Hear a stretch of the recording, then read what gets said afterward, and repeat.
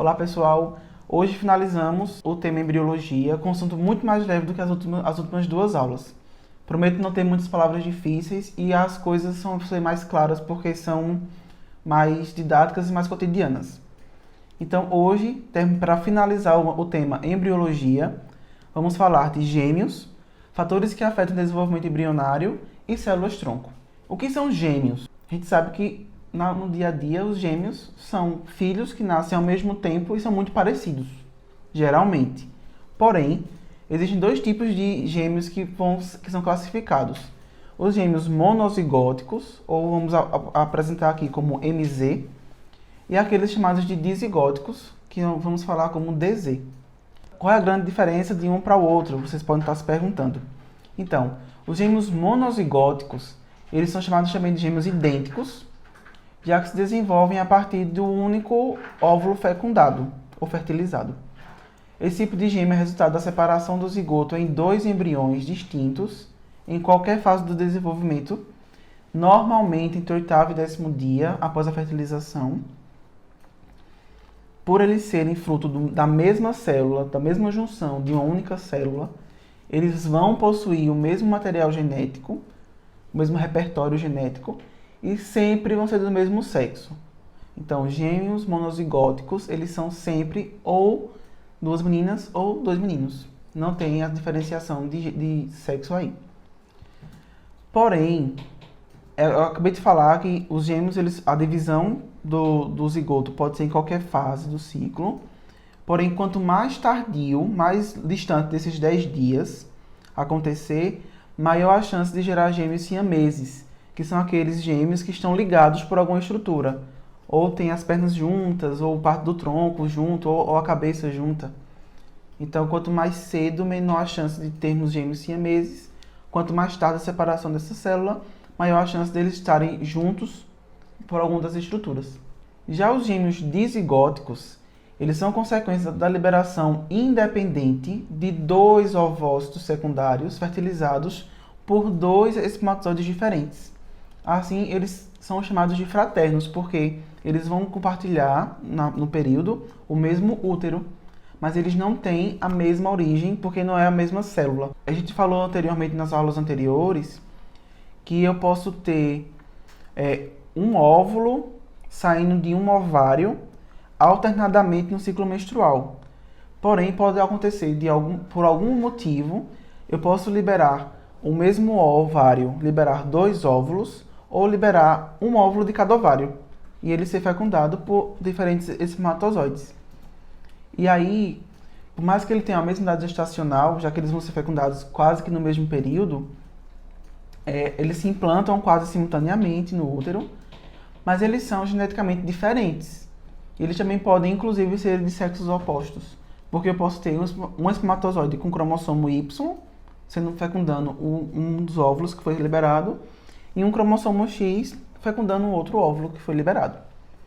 Os gêmeos dizigóticos, eles sempre terão dois âmnios diferentes, então são dois sacos viteríneos diferentes, embora as placentas possam estar fundidas, dependendo do ponto de implantação. Se forem muito próximas, eles juntam, mas eles têm duas estruturas bem definidas, separadas. Trazendo de uma forma mais representativa no próximo slide, na parte superior da tela é como se formam os gêmeos monozigóticos ou gêmeos idênticos, lá em cima, e embaixo é como se formam os gêmeos fraternos ou dizigóticos. Agora vamos dar continuidade e falarmos sobre fatores que afetam o desenvolvimento embrionário. Desde o começo das aulas, falando de embriologia, a gente fala muito em divisão celular, falamos muito em formação de estruturas primordiais que vão se desenvolver e gerar estruturas específicas. Então a gente falou que a notocorda é o início primitivo do sistema nervoso, que os tubos cardíacos vão gerar o coração.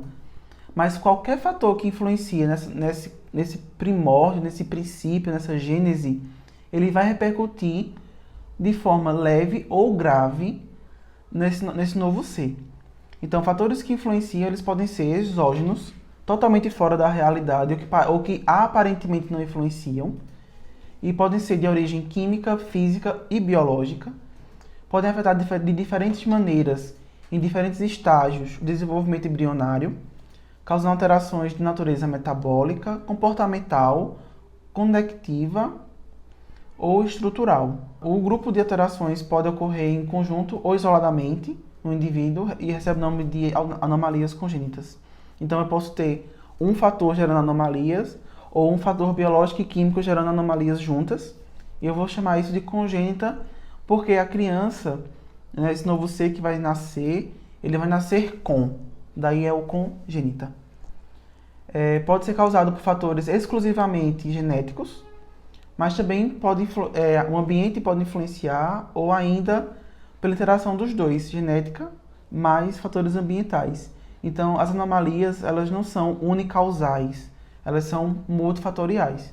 Vários fatores podem influenciar nisso. Trazendo só uma representação gráfica no próximo slide, nós temos que fatores genéticos, eles influenciam as alterações em mais ou menos 30%, o ambiental mais ou menos em 15%, e o multifatorial, que pode ser a junção do genético mais ambiental ou de vários fatores ambientais diferentes, a natureza química, física e afins, representando e repercutindo mais ou menos 55%. Então, falando de anomalias, nós temos 3 grandes definições, que são malformações, rupturas e deformações. Então, o que é uma má formação ou uma malformação? Ela ocorre normalmente na organogênese, lá no começo dos folhetos embrionários, e pode resultar na ausência total ou parcial de uma estrutura ou órgão, ou ainda sua formação de maneira diferente do normal. Então, isso é uma malformação ou uma má formação. Geralmente está mais repercutida, mais referenciada para a formação dos folhetos embrionários. O que são rupturas ou disrupções? Quando as alterações ocorrem depois da estrutura já formada. Então, eu tenho uma estrutura se forma e depois disso houve algum problema. Então, eu tenho uma ruptura ou posso chamar também de disrupção. E o que é uma deformação? É quando a alteração é consequência da ação de forças mecânicas nas estruturas. Por exemplo, o próprio cordão umbilical ele pode gerar uma deformação. Não é incomum que o cordão umbilical ele se gire em torno do braço e a criança se desenvolva com esse braço enlaçado em uma posição diferente.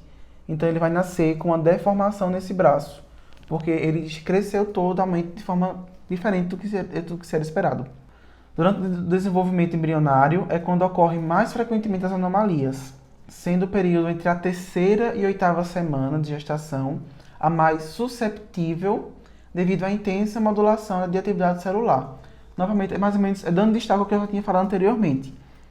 Esse período primordial entre os 3 primeiros meses é o período que mais se tem atividade celular que irá gerar alguma coisa.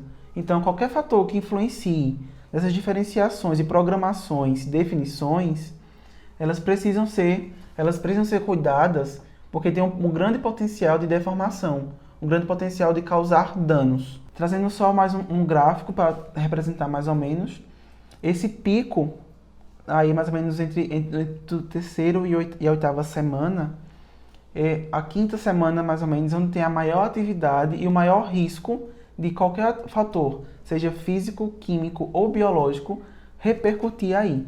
Depois disso a gente vai diminuindo a curva, porém ela não zera. Tá? Qualquer fase pode gerar, sim, pode ter problemas de repercussão. Ainda trazendo fatores que influenciam no desenvolvimento, eu também tenho outros nomes para definir. Eu tenho síndrome, que é o conjunto de anomalias que ocorrem juntas em consequência de uma causa comum.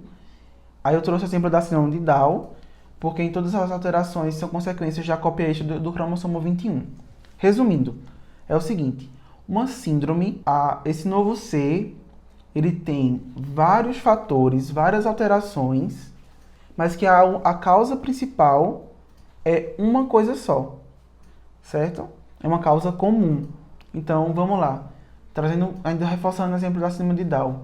Como que é uma criança ou uma pessoa com síndrome de Down? Então, ele tem...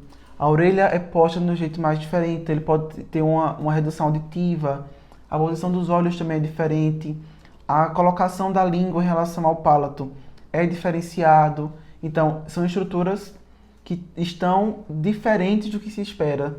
Então, eu tenho várias causas derivadas de uma coisa em comum, que seria essa cópia extra do cromossomo 21. E ainda por cima eu tenho a teratologia, que é uma área da medicina que se preocupa única e exclusivamente em entender essas deformidades e malformações e como elas podem gerar consequências. Dando destaque aos fatores ambientais, eu tenho algumas coisas para apontar, algo um pouquinho meio histórico, tá? Nos anos 50, começou-se a entender que os fatores poderiam influenciar nesse desenvolvimento embrionário, porque começou-se a associar muito que mulheres que tinham rubéola, o vírus rubéola, elas tinham crianças com malformação. Então, se questionou como isso pode estar relacionado. Então, a partir de longas investigações, mas dando start e destaque aos anos 50, começou-se a entender que algumas bactérias, alguns vírus, eles têm uma repercussão, sim, desse desenvolvimento. Então, nos anos 50, a rubéola era o grande causador de malformações e até mesmo de abortos em crianças, nessa primeira fase. Nos anos 60, começaram a perceber uma coisa estranha.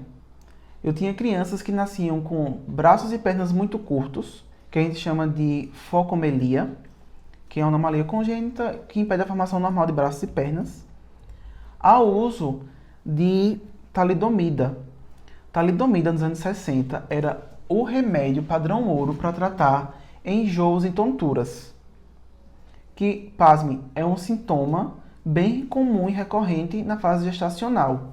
Então, as mulheres que tomavam esse remédio começaram a se perceber que as crianças advindas desse período, elas tinham braços e pernas menores, mal formados. Então, começou-se a perceber que fatores químicos, como os medicamentos, podem estar influenciando na formação das crianças. E, mais recentemente, em 2015, 2016, nós tivemos o grande boom, né, dos casos de microcefalia associados às infecções pelo Zika vírus. Então, eu tenho um vírus, mas novamente, um vírus causando repercussões neurológicas, porque ele tem afinidade pelo sistema nervoso. Então, começou-se a perceber que fora desse período, né, qualquer coisa pode influenciar nessa má formação das crianças. E só dando destaque, cada teratógeno, o que é um teratógeno? É cada fator que pode gerar uma repercussão, uma má formação. Então, medicamento pode ser teratógeno, vírus pode ser teratógeno. Então, cada teratógeno, independente de sua origem, tem um mecanismo de ação específico que irá resultar na inibição total ou parcial de vias bioquímicas específicas que se manifestará fenotipicamente como malformação, comprometimento intelectual e motor ou até mesmo na morte do concepto. Reforçando o exemplo da microcefalia com Zika. Então, o vírus da Zika, ele causa uma inflamação, ele calcifica partes do cérebro, então ele não vai crescer mais. Aquela parte fica inativa. Então, daí a redução da circunferência do crânio, do que se espera. Aí você pode perguntar, sim, mas o que é que isso tem a ver com a formação da criança? A depender da área de calcificação, a criança pode ter uma dificuldade visual, uma dificuldade cognitiva, ele não vai conseguir falar, por exemplo, ou não vai conseguir escutar direito. Então, isso é a grande repercussão, certo? Falando, por exemplo, da focomelia, que é a redução dos braços e pernas, essa criança vai ter uma grande dificuldade de locomoção básica. Ela não vai ter um membro totalmente desenvolvido. Então, isso. Cada teratógeno ele tem uma afinidade por algum mecanismo, alguma estrutura, e a partir desse dano que ele causa, podem assim, repercutir em cotidiano, mas também na morte desse concepto ainda em fase gestacional. Aí vale também salientar que outras estruturas, outros micro-organismos que são importantes nesse período, é o citomegalovírus, a bactéria da sífilis, o Treponema pallidum. No próximo slide a gente tem alguns teratógenos e as repercussões principais. Eu vou deixar aqui alguns só, não a todos, vocês têm uma condição de ler totalmente. Então, a toxoplasmose, ele pode causar microcefalia, microoftalmia, também como calcificações cerebrais, e a depender do período que eu tenha toxoplasma, ele pode causar abortos. Sífilis, alterações craniofaciais, ou também comprometimento intelectual. Aí trazendo outro exemplo agora de teratógeno, raio-x. Ele pode trazer a espinha bífida, ou seja, lembra da notocorda, que ela tem que fechar e formar o canal que vai se tornar o sistema nervoso? Ali ele não fecha, o raio-x ele impede esse fechamento da notocorda, então eu não tenho um sistema nervoso bem definido, então eu posso trazer repercussões para aí também. Metais pesados, chumbo, mercúrio, são exemplos de metais pesados. Ele pode trazer transtornos neurológicos e uma doença que é crônica, mas que é muito importante saber e dar diagnóstico também nessa fase gestacional, é o diabetes. Porque eu posso repercutir em cardiopatias e anomalias no túbulo neural. E ainda, eu posso também trazer um desequilíbrio cromossômico. Lembra da que a gente falou das alterações cromossômicas balanceadas? Mulheres que têm diabetes, elas podem ter filhos com esses tipos de alterações. Porque vale lembrar que o DNA tem açúcar. Então, se eu tenho muito açúcar, no caso do diabetes, eu posso trazer uma instabilidade cromossômica. Então, daí eu posso ter alterações também cromossômicas nesse caso. Então, eu tenho um teratógeno, que é uma doença. Dando continuidade, vamos falar agora um pouquinho mais leve. Células-tronco. Células-tronco foi o que a ciência percebeu que seria a parte mais promissora de tratamentos na posteridade. Porque o que é uma célula-tronco? A premissa principal da célula-tronco é ser uma célula que pode se transformar em qualquer coisa. Dependendo do estímulo que a gente dá a essa célula, ela pode se transformar em qualquer coisa. Porém, tem alguns critérios para trazer isso, tá? Então, só dando algumas definições, os blastômeros, lá do começo, são um grupo de células embrionárias que ainda não respondem aos fatores morfogenéticos de diferenciação. Lembrando que os blastômeros são as primeiras células que se formam antes da mórula. Aquelas primeiras célulazinhas ali. Essas células são referidas normalmente como células-tronco. Já que elas não têm a diferenciação, elas podem se transformar em qualquer coisa a depender do estímulo que se dá a elas. Tem duas características principais. Capacidade de se dividir por períodos indefinidos, se corretamente manejadas. E ainda por cima, o segundo ponto, originar muitos tipos de células diferentes por serem não especializadas. Tentando ser um pouquinho mais fora da caixinha, é mais ou menos o seguinte. Eu posso pegar essas células e, a depender do estímulo que eu dou a ela, eu posso transformar, por exemplo, em uma célula do osso. Ou, se eu quiser precisar fazer uma célula...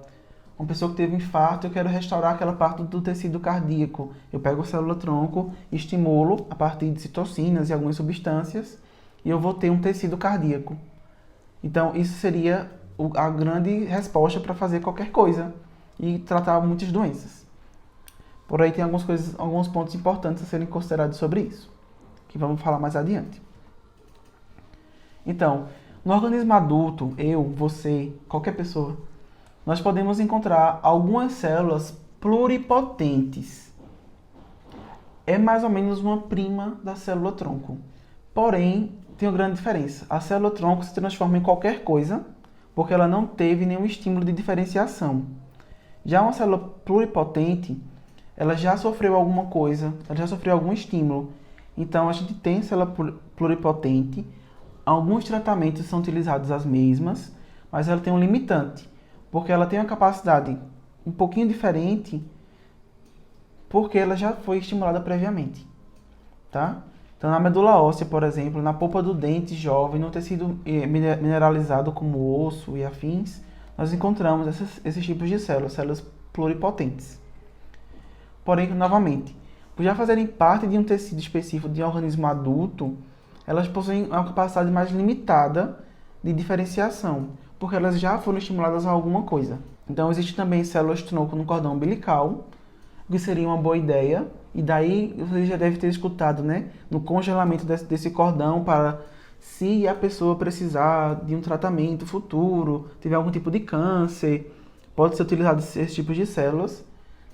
que são resquícios dos blastômeros, das células mais sem diferenciação nenhuma, também do período embrionário. Mas mesmo elas são resquícios, elas não são, né, propriamente blastômeros. Então elas podem ter a sua capacidade de diferenciação um pouco mais reduzida. As células troncos embrionárias, chamadas de verdadeiras, que é aquela capaz de gerar qualquer tipo de célula, são as células tronco embrionárias colhidas ainda na fase de blastômero.